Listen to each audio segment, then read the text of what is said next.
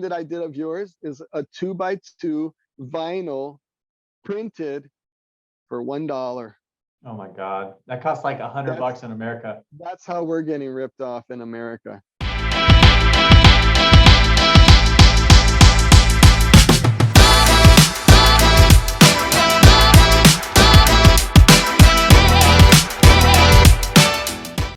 This is the Real Construction Owners Podcast. What's going on, everyone? Justin Ledford here, the host of Real Construction Owners Podcast, where we interview real construction owners of multi-million-dollar construction companies so you can go from being stressed out, overworked, wearing a bunch of hats, to becoming a real owner who achieves healthy profits and a thriving business without having to figure out all of it on your own.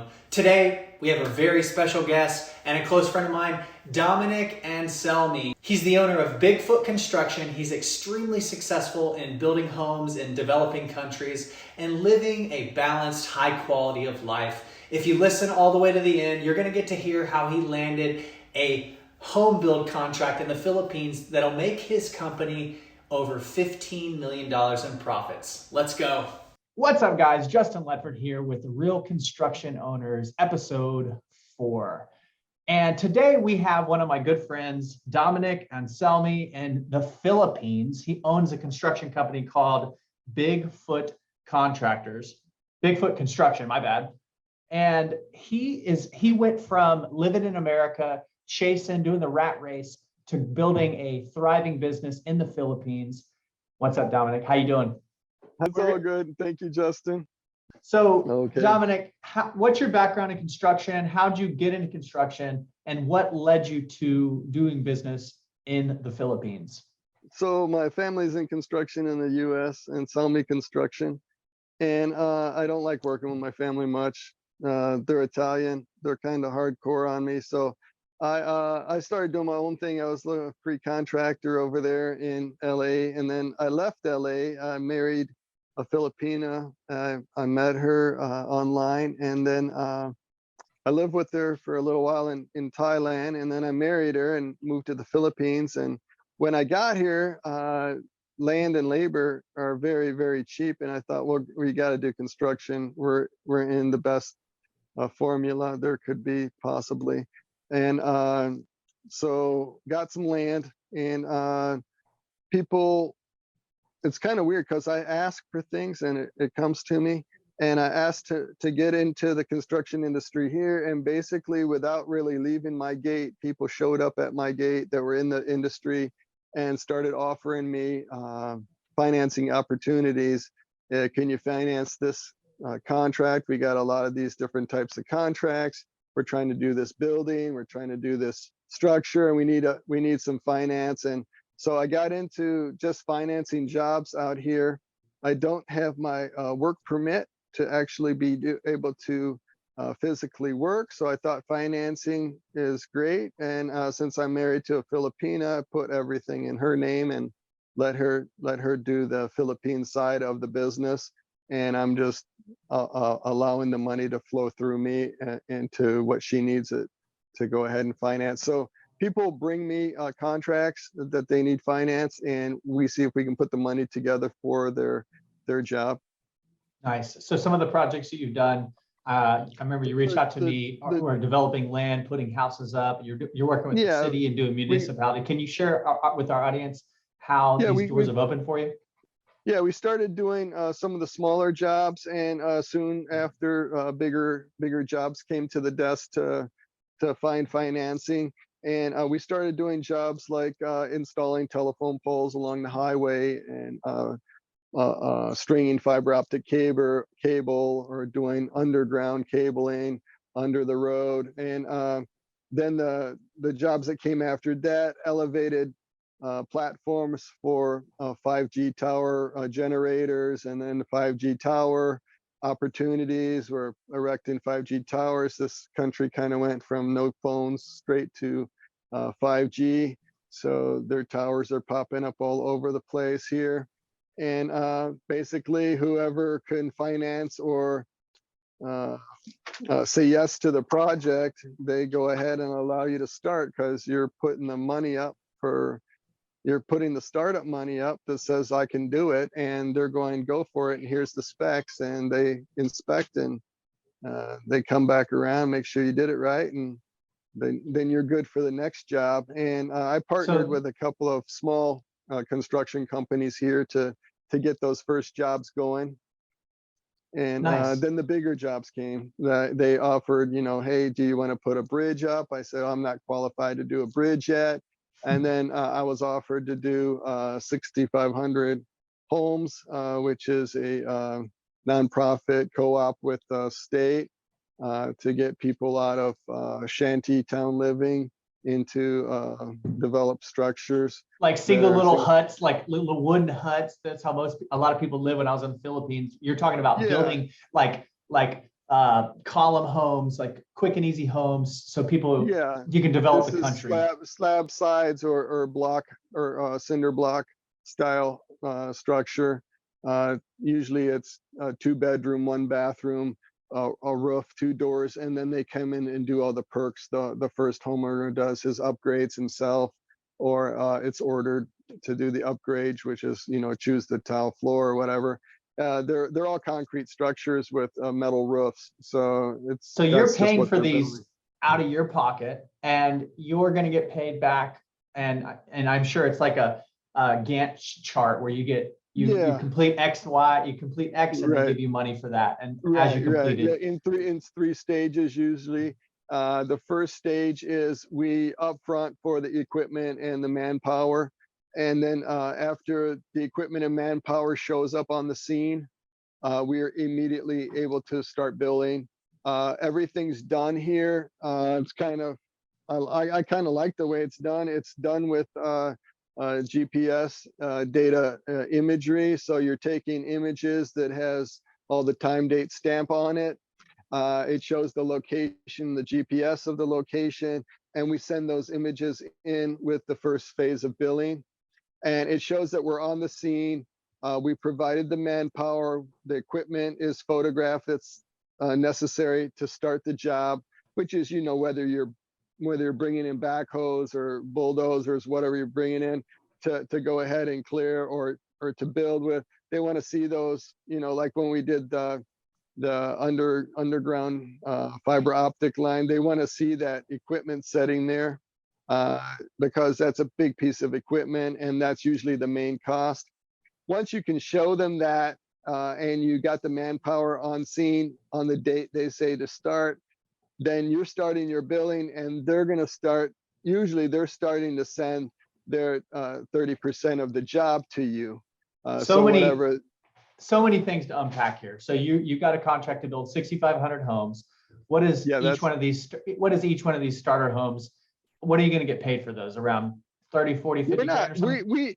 No. So there's 11,000 total wrapped up in the actual erection of the home. So it's in materials and it's in labor, and the materials provided. So if you can minus the material, we're providing the labor to erect the structure.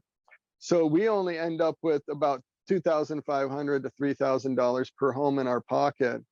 And you can say, well, that's a really small amount to erect a home.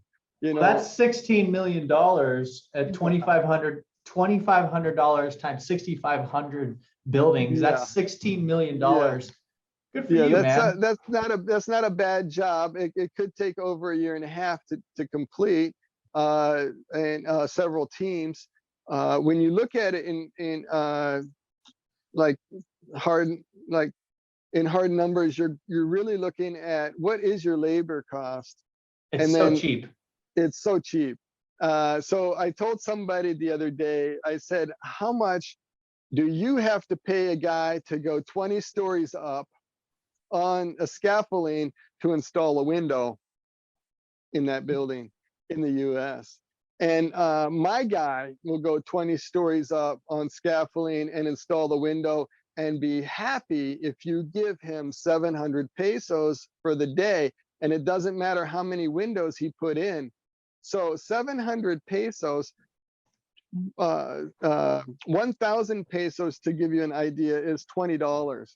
700 pesos is like, I don't know, what, around $14, $12, something like that. I don't have my Crazy. calculator up, but you know what I'm That's saying? crazy. So That's crazy.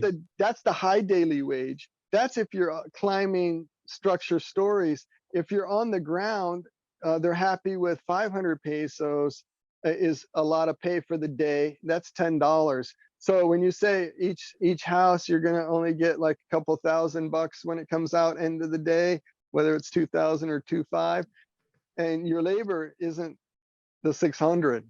Yeah. You know what I'm saying? So, and I'm not doing the labor. I'm bringing the manpower. They're doing the labor. We're just doing we need the upfront manpower. We need the crews, and I can provide the money to finance those crews. So I get the contract. They're providing all the materials. What did I actually do? I just brought a bunch of guys to the table that want to do work for the day, and I paid them until I got the check. Man. So, and I could do that all day long on all kinds of jobs here. There's so many jobs. I don't want to say, hey, come to the Philippines and take away my jobs, but there's a lot of work here, and they need first world development to get to the next. It's third world. It's not even second world yet. So what it's is, third world. I mean, you're in a third world country and you're helping to develop this. There's Yeah. got to be obstacles. There's got to be setbacks. There's got to be challenges. Sounds good and all, but I be can real. tell you that the setbacks is it's not in English communication that much. My setbacks is in, you know how you have expected timelines in the US and Yeah. you're really going to put fines on those timelines. You're going to say, if you're 30 days late, I'm going to bill you or fine you here and there, or I'm going to raise my percentage, or I'm going to charge you if you didn't pay me in time, or if the job wasn't done in time according to our timeline or schedule. Here, I'm kind of fighting a little bit of patience because their intentions are good, but my westerly ways, I want to crack a whip and where's my pay? Our guys did the job and I need the pay, like you said, 30 days out, I should be getting paid, but maybe that's going to be 45 to 60 days out instead, or maybe 60 to 120 days out. And to me, that's a big wrench in the wheel, because I'm expecting it to act like USA and it doesn't act like USA, which is okay. Yeah. Now that I know, I just changed my way of thinking and going, okay, so when you say 30, I think 120, and you're early. Yeah. So let's back up a little bit. Let's back up a little bit. It sounds like you've had an epic life. I met you in the most extreme scenario where I flew out to Philippines. Let's back up a little bit. How did you and I meet, and what led you on this journey to moving everything from America to come into the Philippines? So after I got married, I just knew I'm going to be where my wife's at. Okay, we're on the brink of a China-Philippine territorial war, China-Taiwan war. My wife's in the Philippines, I'm in California, and I said, well, if there's going to be a war, I want to be on the front stage of that war. I might as well be there with my wife. You know, we fight with the Filipinos. When we fight, we're their partner, ally. And we've got treaties with them saying if they're ever in a war with anyone, the US comes into play. So my whole family background is military. So I said, I'm gonna be here if my wife's here. You know, I'll fight with the Filipino people if it's necessary. I'm an American, and I love these people. They have great hearts. To me, this is the kindest hearted country ever. And I kind of got tired of the high prices.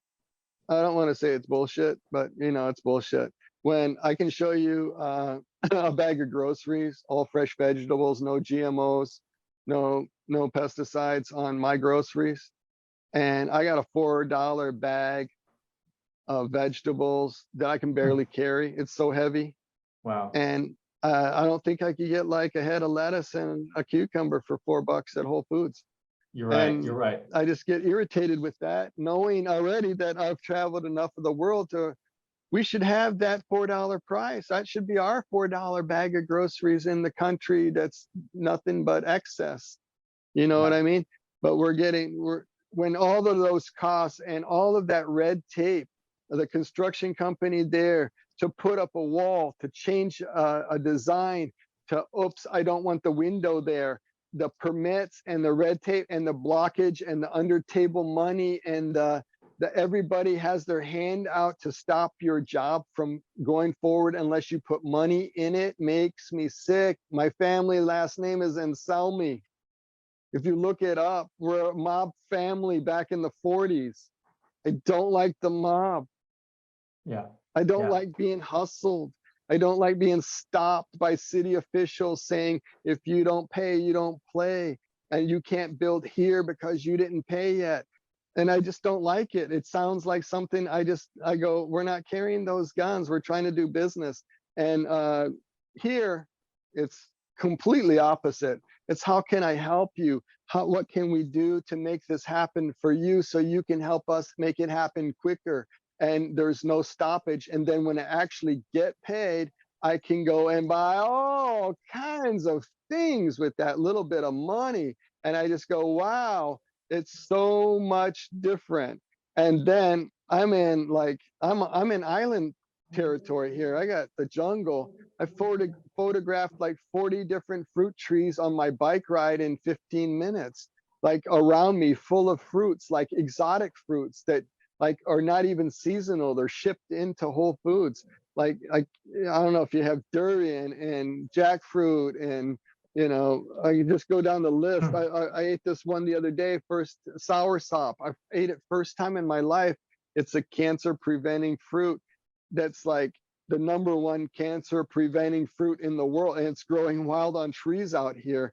Coconuts, bananas growing wild on trees out here. Like, you want a fresh coconut, you just go get a coconut when I walk outside. Go to Whole Foods and buy a coconut. Good luck. It's just, to me, it's like, it doesn't make sense not to live here.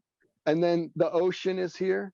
And all of its fishery is here. All of its fresh is here. And then the people are so kind. And thank God they love Americans like they love Americans. I'm treated like a king, That's They true. call me, yeah. I And remember when I so went there, I was treated like a king with my family. yeah, you're like treated like, oh my gosh, you're American, and everybody says hi to me no matter where I go. So the people that are with me that are locals are going, this guy gets more play than anybody they've seen. And I'm just going, it's just because I'm 6'2" and I wave hi to everybody. But everybody is high, and a lot of them are shocked to see a white guy. They've never seen a white guy before. So it's like, oh, so they're looking at you because of that. They're looking at you because you're foreigner, looking at you because you're tall. They're looking at you because your feet are big. They're just looking at you all the time.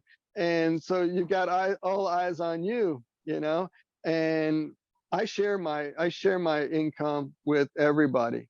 Everybody around me knows for blocks and blocks and blocks, I support the kids that come by my place.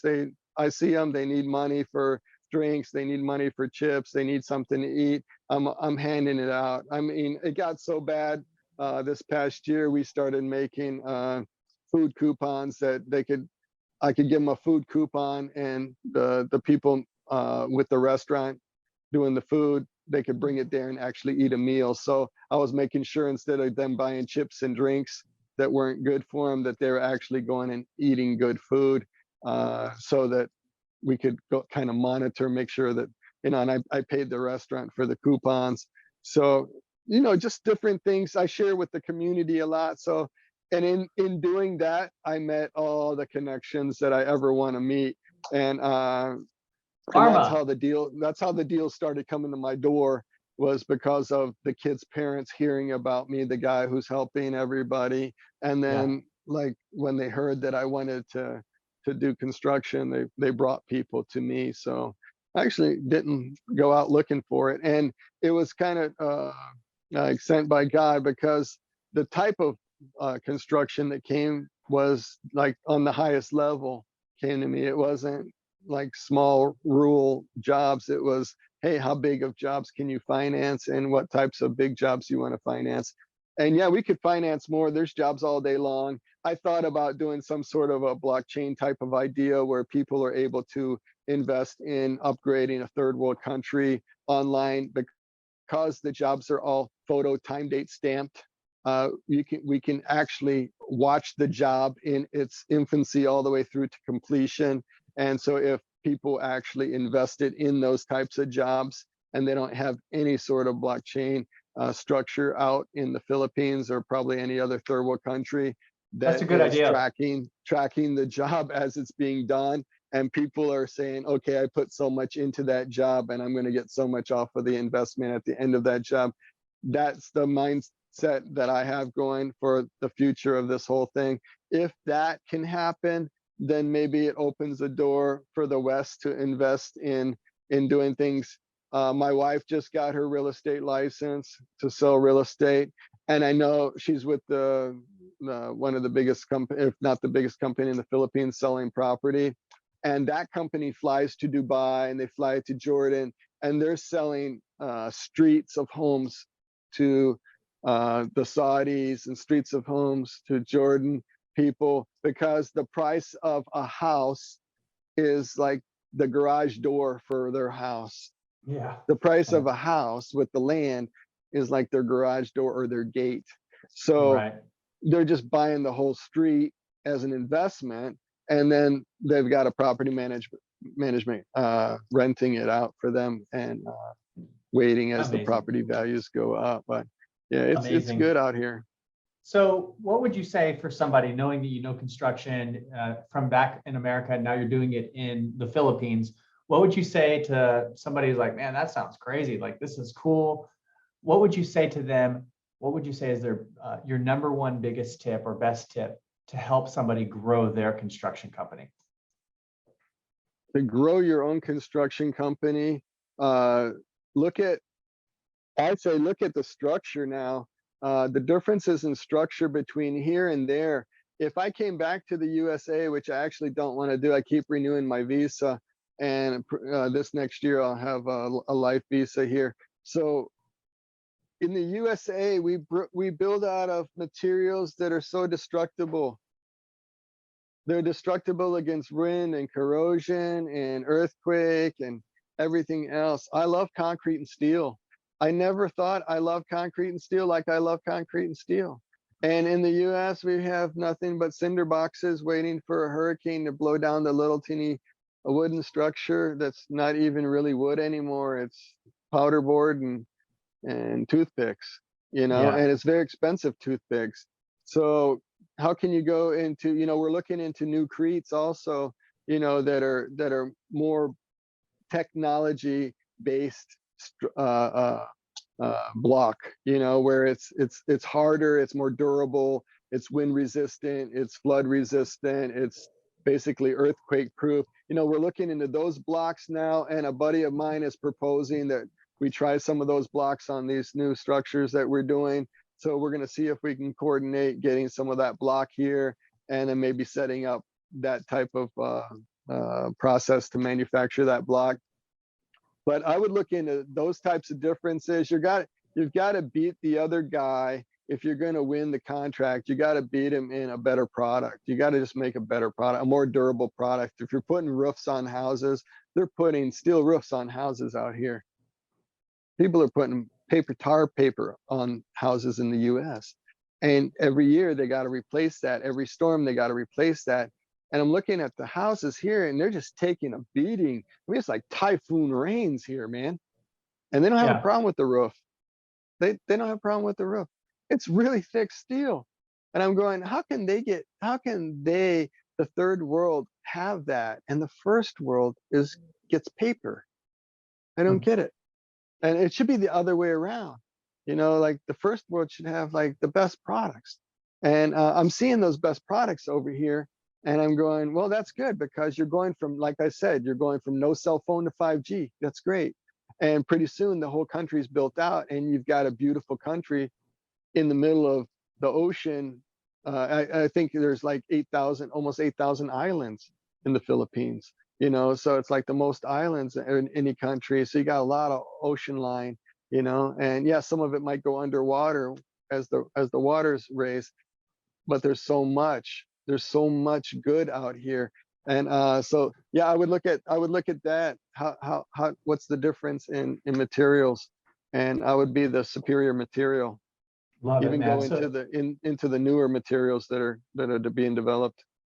So much unpacked here. You know, you moved away from America, you went to the Philippines, you saw opportunity, you grabbed that opportunity, you're helping out the community, you're doing big things, you're winning contracts, there's an abundance of work. Those are things that I've taken. And You just you're did a building. feeding. You just sponsored a big feeding for us. Yeah, That was that was good. awesome. That was over 40 children showed up for that. You fed a bunch of children, and they know your name. They know your flagstone logo. It was hanging on the wall. They all sang that song to you, and that sticks in their head. I look That forward to doing that again. That the was awesome to be Americans are able to doing that support. for us. The Americans are feeding us. The Americans help us. You know, I'm like that guy over here. And I go, you know, you got to be, I tell people, you know, it's not like keep the change, but it's only a few pesos. So it's keep the change, because I want you to remember me. I'm the guy who left you that change. I'm the guy who helped you, but I'm not that guy. I'm the American guy. I want that reputation from our country, instead of the other way, like, oh, those bad guys is always creating war every country they go in. You know, I don't want that reputation. I want, look, those guys came over here. That guy I know growing up, that guy helped us. You know, I bought him. Less than the cost of me filling up my truck. Yeah, You said, hey, can you help this good cause out? over And 40 kids ate we with fed cake. over, and they sang a song about how happy they were, and it like made me Yeah, like fill with joy. I was like, I want to do yeah. this on a regular that basis. became that became my goal every month, is how many times a month can I feed them. And so you did it. I'm trying to do it every week. I'm trying to do it every week on my own. It takes a lot because my wife prepares everything. We got to go grocery shopping for it. It becomes a little bit of to do. You know, I got a house worker here. You know, wages are cheap, so I can have in-house staff, but I got a house worker, so it helps out a lot. But when it's all said and done, it's a happy feeling at the end of the day, man. It's like the karma. You can't recreate that in Right. life. You did so much good for so many people, and it was just in one time, boosh, you did it. Yeah. You know, and And I it didn't came even from blink an eye. as soon as I can I tell you that sign that I did of yours is a 2x2 vinyl printed for $1. Oh my God. That costs like That's $100 in America. that's how we're getting ripped off in America. Just so you know what inflation really looks like. So one God. US dollar bought me that sign. And I like I've talked to other people and they're like, can you ship me banners? And I'm like, it's about, it takes so Wait, much time to get it waste to of your you. time. And yeah, it's wasted time. But to put up a banner and go, you know, thank you, Justin, thank you, Flagstone, in 2 seconds for $1, let's put it up on the wall, man. And Yeah. you know, let's sing that song to Justin because he did it, man. Hey, Thank you so again. hey, everybody who's listening to this podcast, I'm talking to you contractors. If you're looking to grow your business, if you're considering like, oh man, maybe inflation is real, maybe cost of living is crazy. I've had these thoughts myself. It's like, I kind of want to move. I've got a thriving business. I could take on something like that. I'm not doing that. But Dominic, how can our audience reach out to you for all the good you're doing? Or maybe if they want to invest in the Philippines and build their own house, or maybe they want to feed the kids. How can they reach out to you? The best way, I'm kind of old school, so I'm stuck on Facebook Messenger. You can find me under my name, Dominic Anselmi, on Facebook, Domonic. Last name is Anselmi. And Love it. that's the best way. And I appreciate you, man, for contacting me. I was glad to see you're doing your podcast. You really move quick, because you told me you're going to do a podcast. You're looking for a name for it about a month and a half ago, and here you are already doing it, man. And Let's I'm go. happy for you, man. I love you, I know brother. you're doing stuff in Costa Rica, and Yep. so I know you're out there expanding your footprint also. And Yep. when I say Bigfoot, I don't want to expand where it's a big bad foot in the ground. I'm going to do some big good footprints in the ground. So, all right, man, and thank you for allowing me today. Thank you I so much, appreciate Dom. you. Have All a right. good day, God brother. bless you, brother. Thank you. Peace.